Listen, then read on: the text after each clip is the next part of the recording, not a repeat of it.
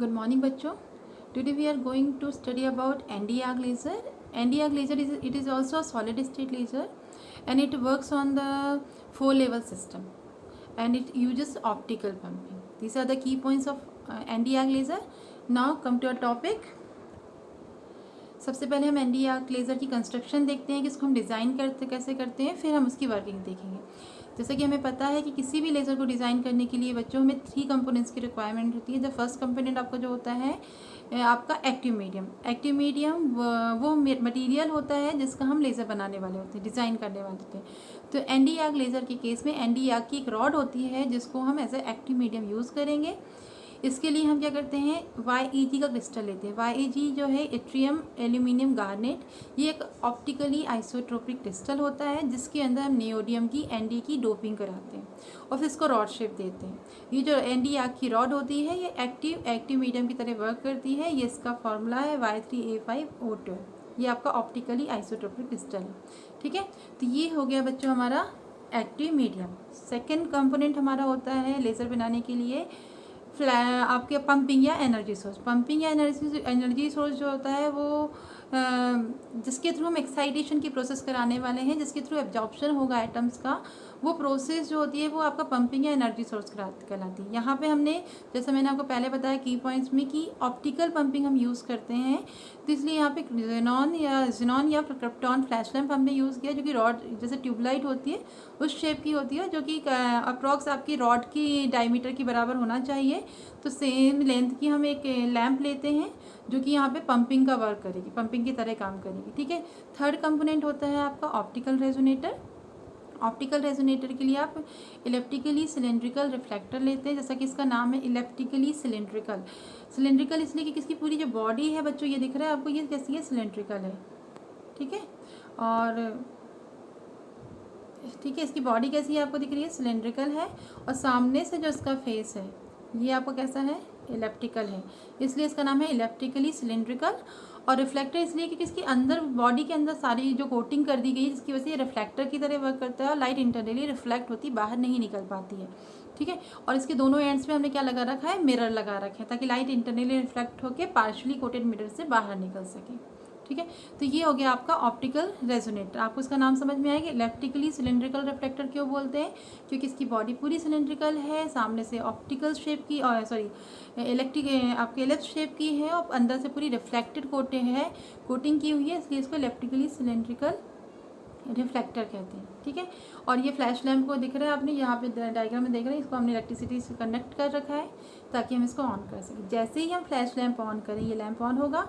तो अच्छा, एक चीज़ और इसमें सबसे इम्पॉर्टेंट चीज़, इसको रॉड को जब हम कैसे प्लेस करते हैं ये बहुत इंपॉर्टेंट है ND आर्क लेज़र को बनाने के लिए, कि हमने किस तरह से रॉड को और फ्लैश लैम्प को अपने ऑप्टिकल रेजोनेटर के अंदर, रिफ्लेक्टर के अंदर प्लेस किया हुआ है. चूँकि इसका जो शेप मैंने बताया कि सिलेंड्रिकल है और सामने से जो शेप है वो इसका कैसा है, इलिप्स का है, तो इसके 2 फोकस पॉइंट होंगे. तो जब 2 फोकस पॉइंट होंगे तो हम क्या करेंगे, एक फोकस पॉइंट पे हम रॉड रखेंगे ND आर्क की और दूसरे फोकस पॉइंट पे हम लैंप रखेंगे. ऐसा हम क्यों करते हैं, ऐसा हम इसलिए करते हैं कि जब हम लैंप को ऑन करेंगे, क्योंकि ये एक फोकस पॉइंट पे, तो जब इससे फोटोन निकलेंगे वो पूरी बॉडी से टकराएंगे, इससे स्ट्राइक करके क्या होगा, वो वापस रिफ्लेक्ट होंगे. रिफ्लेक्ट होकर कहाँ फोकस होंगे, दूसरे फोकस पॉइंट पे जहाँ पे हमने क्या रखा है, रॉड को रखा हुआ है. तो ये क्या हो रहा है, एनर्जी का लॉस कम हो रहा है. सारी की सारी एनर्जी जो यहाँ पूरी बॉडी में स्ट्राइक कर रही है ट्यूब के रिफ्लेक्टर के, वो कहाँ पे फोकस हो रही है, सेकेंड फोकस पॉइंट पे जहाँ पे हमने क्या रखा है, रॉड. और हमने लैंप लगाया ही इसलिए कि रॉड के एटम्स एक्साइट हो, जिससे हमारी एब्जॉर्प्शन की प्रोसेस स्टार्ट हो.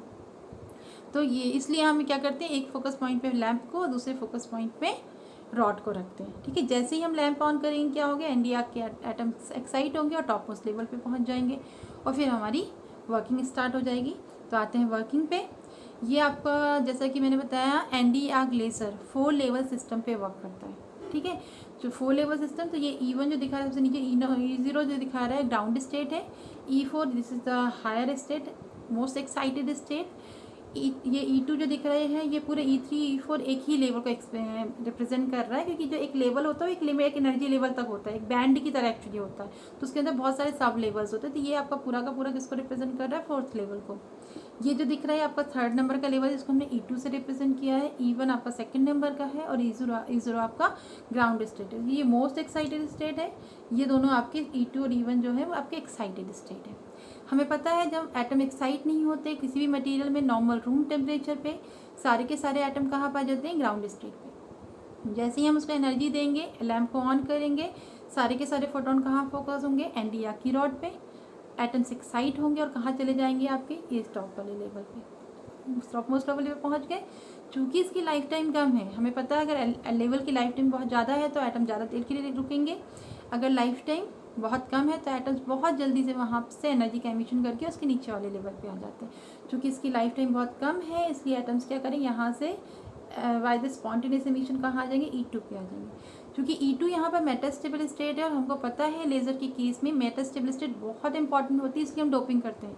क्योंकि अगर मेटास्टेबल स्टेट नहीं होगी तो एटम्स स्टे नहीं करेंगे, रिलैक्स नहीं करेंगे, रुकेंगे नहीं, और अगर रुकेंगे नहीं तो पॉपुलेशन इन्वर्जन नहीं होगी, और हमको पता है पॉपुलेशन इन्वर्जन नहीं होगी तो हमें लेज़र लाइट अचीव नहीं होगी।